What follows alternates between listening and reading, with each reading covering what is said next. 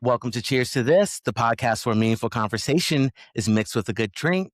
I'm your host, Jay Hutchins, and today I'm joined by Danielle, who's a legal expert that deeply understands the intersection of expertise and passion.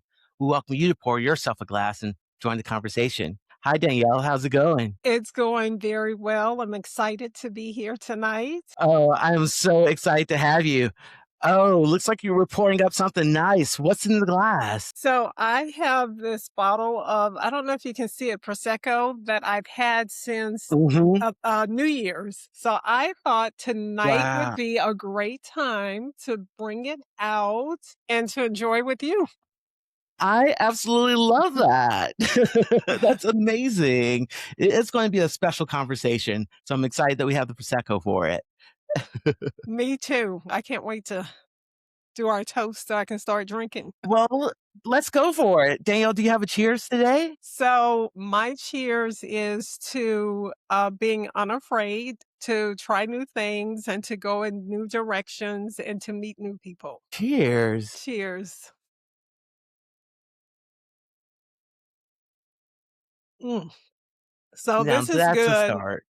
Yes. And I could probably gulp this down, but I'm not going to do that. I'm going to pace myself. A little pacing is okay. So you are definitely a lawyer in real life. And I I have do to not play ask, one on television. ex- have you thought about playing one on television? No, never.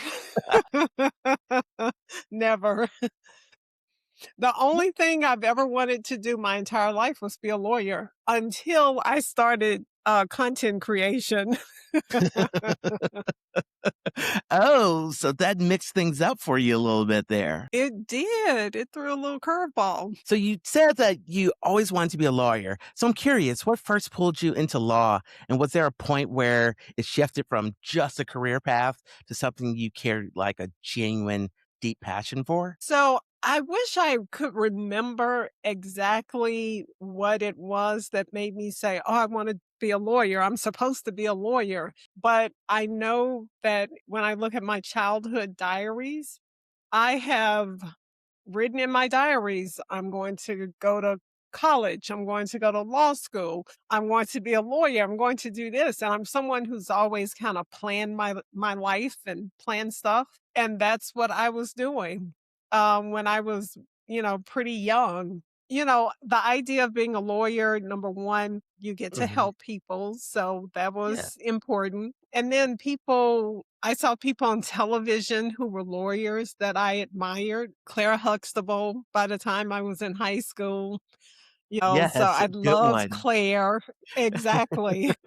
So it was just, it took root in me from a very young age and I just never let it go. Holding on tight for that long is absolutely amazing. But I mean, what you do is a little bit different, though. Let's be honest. You're not just talking about law, you're talking about law in real time, in culture, in politics, in headlines. I mean, what made you decide to approach it that way instead of keeping it in a more traditional, structured way that can be kind of heavily bogged down by things like jargon and technicalities? So I kind of fell into the social media content creation. My law partner was probably telling me from 2020, oh, you need to, get on TikTok and Instagram. And I was like, what?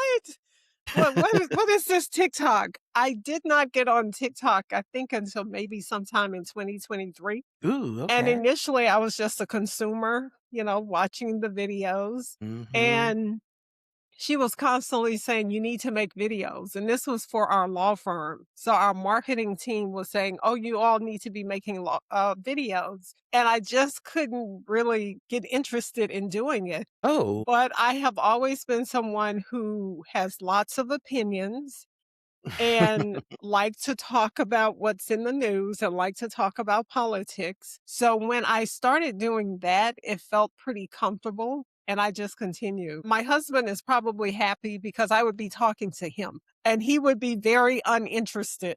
and what I'm talking about. I'm like, "Did you read this article in the New York Times? Did you read this? Did you read that?" And so now I get to talk to everyone on social media. Well, you have definitely found your audience of people interested in it, even though your husband might take a hard pass on it sometimes. Right. And I like to just talk in a way that does not have a lot of legal jargon so people can really Mhm, understand what's going on because I really feel like right now we're at a inflection point. And sometimes I'm like, okay, what's happening is so scary. mhm, And I don't feel mhm. like everybody understands Yeah, how scary it is. But I do want to talk in a way that people understand. And so mhm, I try to be as simple as possible in yeah. conveying ideas. I love that simplicity and that clarity when you're conveying ideas. It's very obvious that you are focused on getting that point across, being as accurate as possible, but also being as engaging as possible. I'm curious though, how do you balance that accuracy with accessibility when you're breaking down complex legal issues for such a broad audience? So typically, when I want to talk about something, I've already read some article. And if it's a case, if it's an actual case, I always try to find the actual court documents because I don't want to base what I'm saying just on, an article I read. I want to make sure I have my own independent interpretation. So I always go to source materials and then I try to take a moment to think about it and sometimes I'll talk it out with my law partner, other people in my office. And then I just start, filming, start videoing because that used to be very difficult for me because I thought I had to be perfect. And so I'm learning to let go of that perfectionism. Okay, so you Mhm. misspelled the word in the caption, but that's okay. You can still Don't delete the you video. Don't delete the video. Exactly.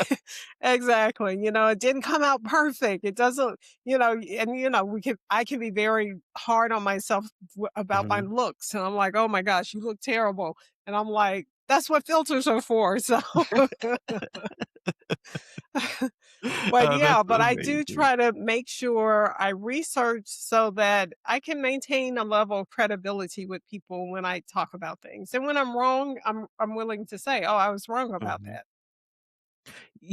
That's part of your whole lawyer in real life thing is that you are focused on the facts, right? You are focused on making sure that you have the backing of the facts and that all that information is like clearly accessible and you have the proof there. And I find that so amazing because, so many people just get on social media and they just talk and they talk and they're like, what's a fact? you know? So Right. I really appreciate how you handle things. I Facts mean, are optional no, for they are some definitely people. not. Well, Right. yeah.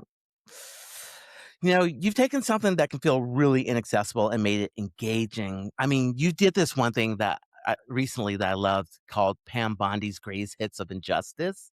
I mean, Right. how do you think of things like that? And how do you kind of find a way to mix your passion and expertise to capture lightning in a bottle when you do those kinds of things? When I did that video, I was at my sorority conference. Yeah, I was in Oh, Orlando at at our sorority conference, and my daughter who lives in DC and she works for an entity that keeps up with politics. She sent me a text. She said Pam Bondi has been fired, and so I started looking. I'm like, has it? Is it in the news? I didn't see it in the news quite yet, but I started preparing, and so I just started making videos about her being fired, and I don't know how it popped into my head. Her greatest hits of injustice just kinda popped into my head, and I just went with it. And I had a short period of time. We were between sessions. So I was like, let me do this and get it out really quick. So I don't know. I just kind of stay open and when things are happening, I just start when I just start talking, things seem to come together. When I think about it and I talk myself out of it or I say, oh no, that doesn't sound good, it can be more difficult. so it sounds like you've let perfection take a backseat, right? And then you've allowed yourself to just create the content and let the passion speak for itself. And that sounds like a really solid path. I mean, do you think most people kind of underestimate how powerful it is to actually just dive in and enjoy and find passion with the thing you're good at? Man, I think for a long time, it was very difficult for me also. And I used to be so critical of myself. And my husband, he points out all the time, you're being too hard on yourself. He's a real laid back, easygoing guy. And I can be my biggest critic, and I know a lot of people find themselves doing this, but it can be difficult to get to the point where you are willing to or able to just relax and let things flow however they flow.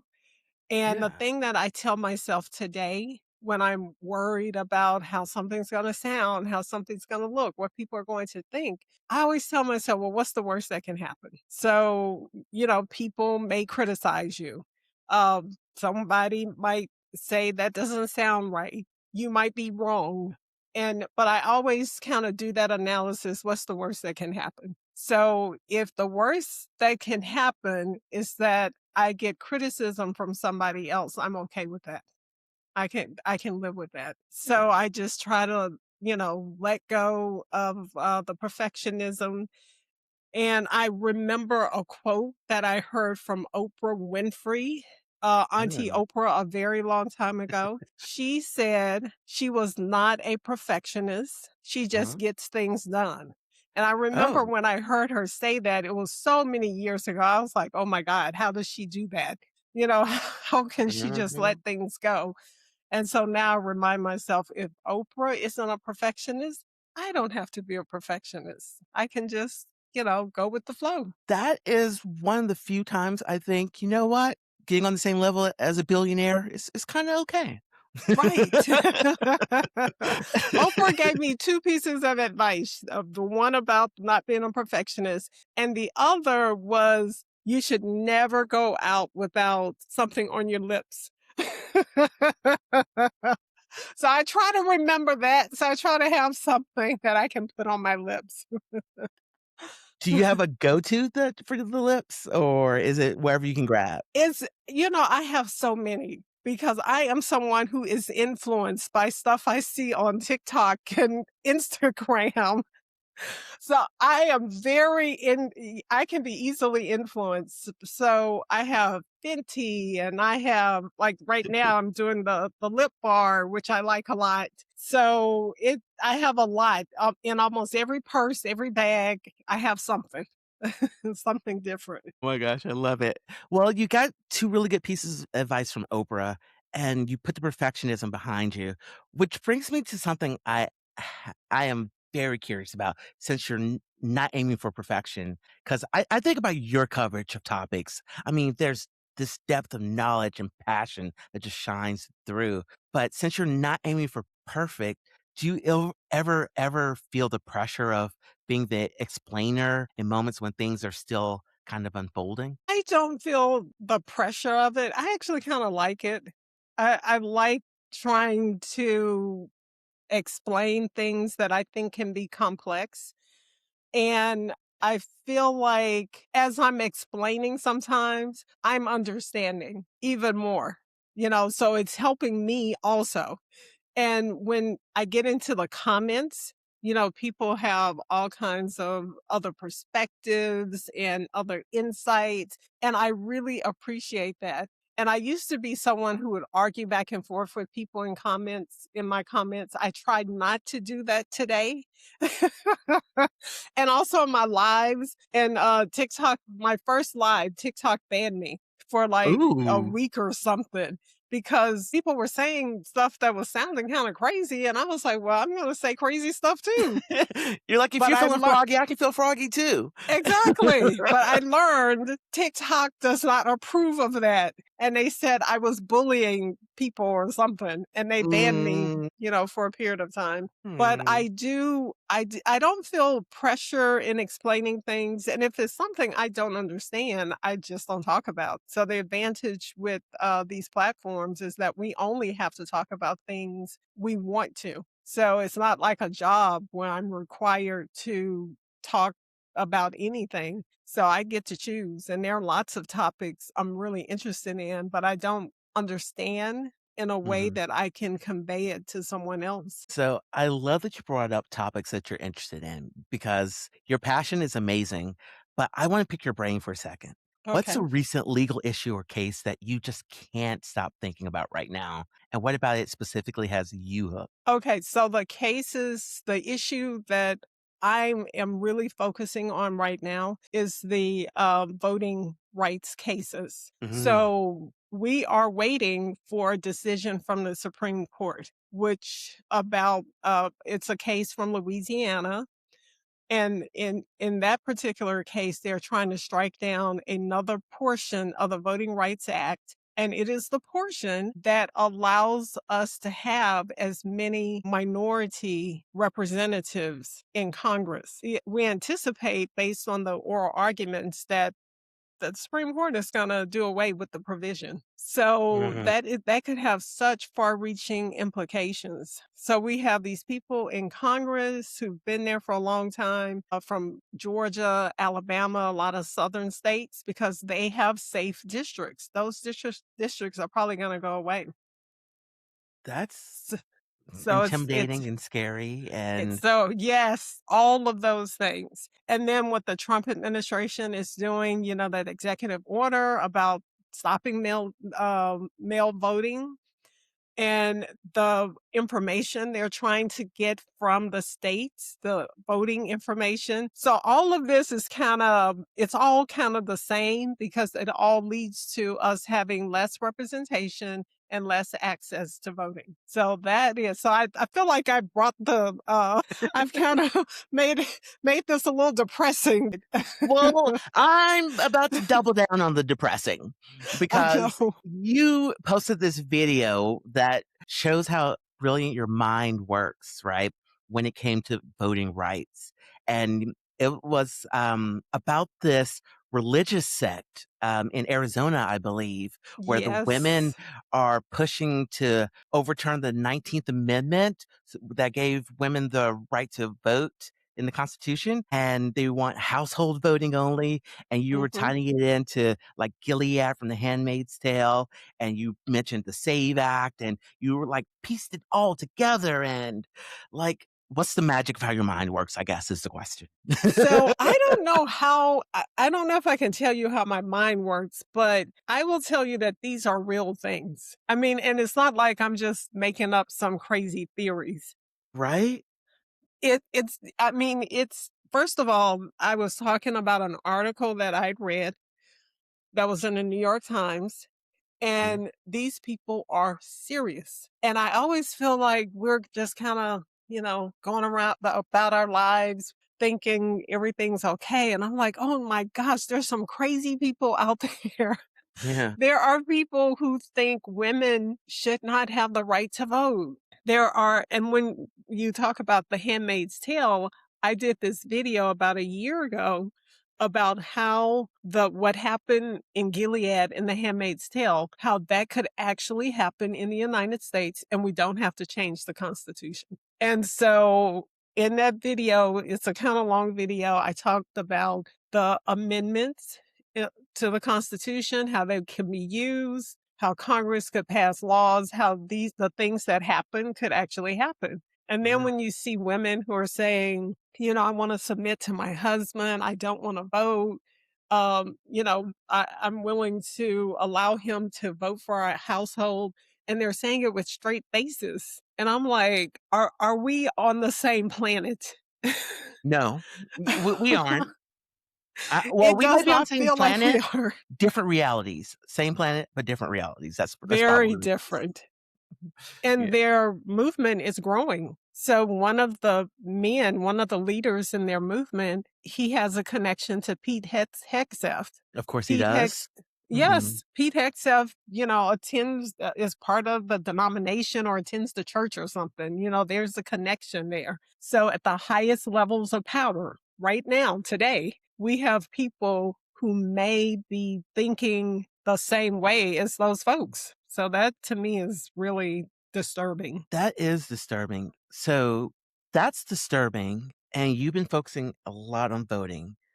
And so you may have already answered this already, but I'm curious. Is there something happening right now that you think people are either misunderstanding or not paying enough attention to? Let's see, what should we be paying more attention to? I think the thing that I would say we need to be paying more attention to in Fulton County, Georgia, the FBI came and seized the election ballots. In Arizona, in the largest county, I can't remember the name of the county, but it was one that Trump lost in 2020. They turned over their ballots because they had someone in the elections office and they turned those ballots over. Was it Maricopa County? I think it was Maricopa. Mm, Yes. So when I see all of those things, and then they're trying to get election voter information from the states, and more than 25 states have have sued the Trump administration, including Republican-led states. But some mhm. states have given them this information. Yeah, I So, know, familiar, very intimate with that. Mhm. what state are you in?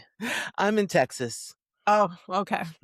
So the issue with all of this, because they Uh-huh. may seem like all little discrete things, but the problem is if you want to stop people from voting, you Mhm. need to know who they are.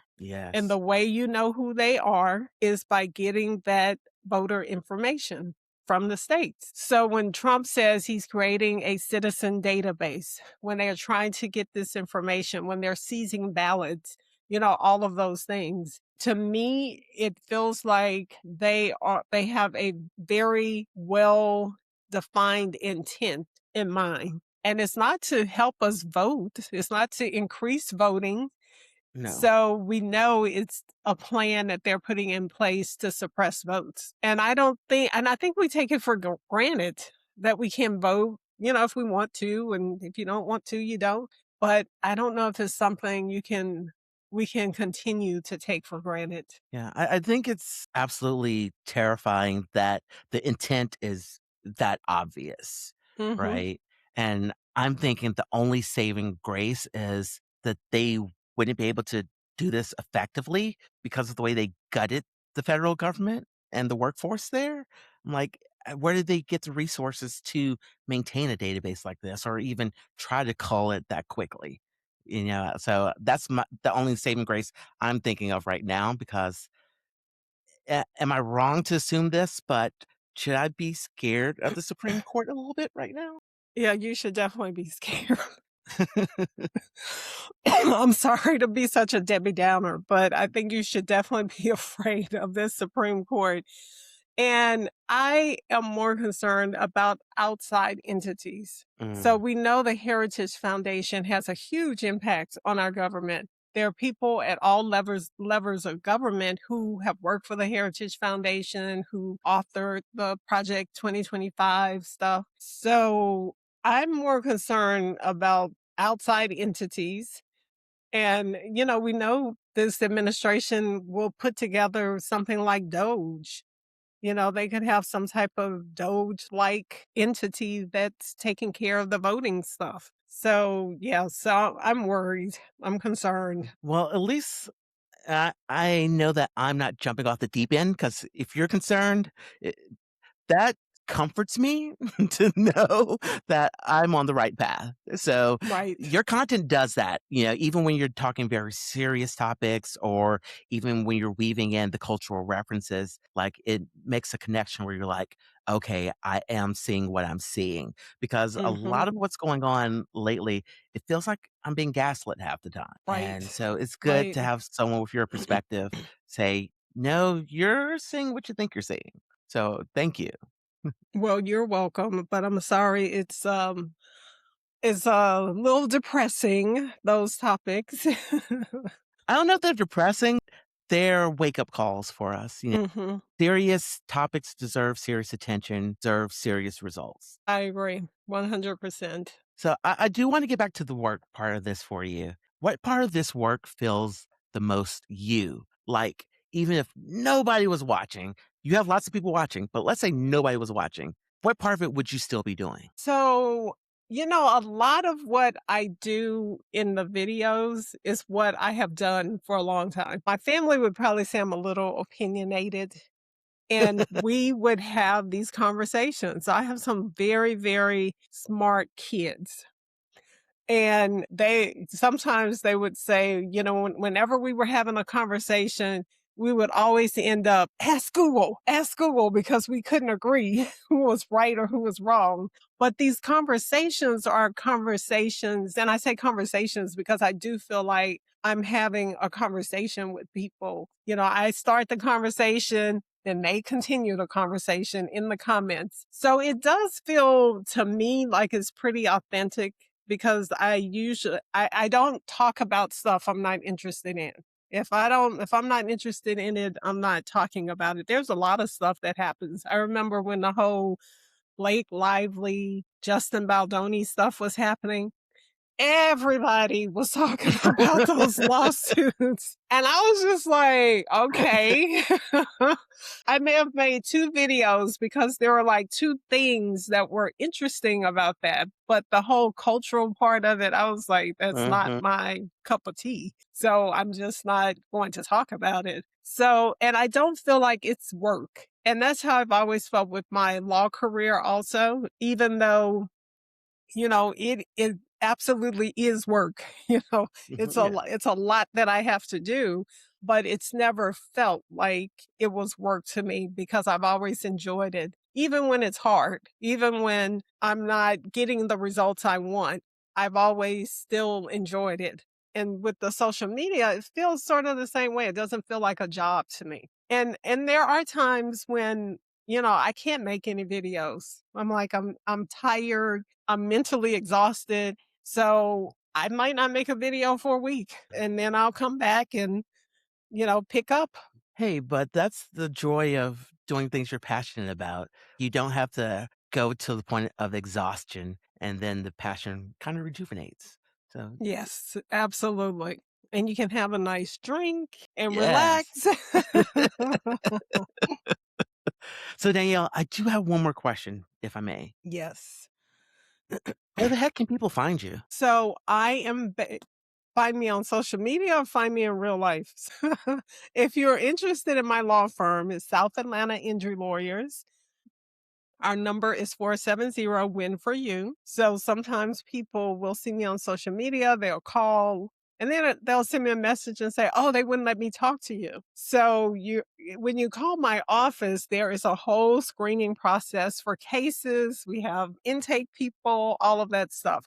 But if you have an issue, give us a call. And if you send me a DM, I usually send it to my intake team and they will deal with it. If you want to find my videos on social media, you can find me on I'm a Lawyer in Real Life. So I'm on TikTok, I'm on Instagram, Facebook, YouTube, and I recently started a Substack. Now I have a Threads and Substack, but my main platform is really TikTok and now Instagram. I just started on Instagram in January. So yeah, yeah. So I've had an Instagram account for a while, but I never posted there. But now I've started posting there. And I'm like, oh, I kind of like Instagram, especially with some of these changes with TikTok. What I find is the platforms that I personally like and I'm on most, those are the ones where I do the best. So it was initially TikTok.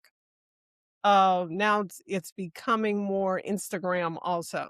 And also even Facebook. I've been surprised by Facebook.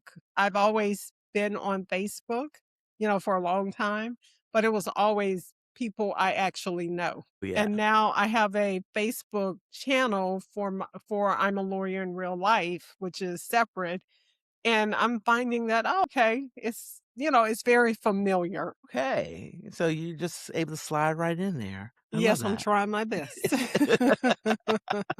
Well, you're doing more than try, and I think that deserves one more cheers, if we may. Yes, So yes, let's do a cheers to following our passions, whether it leads to joy, scary places, or the best of people. yes. Cheers.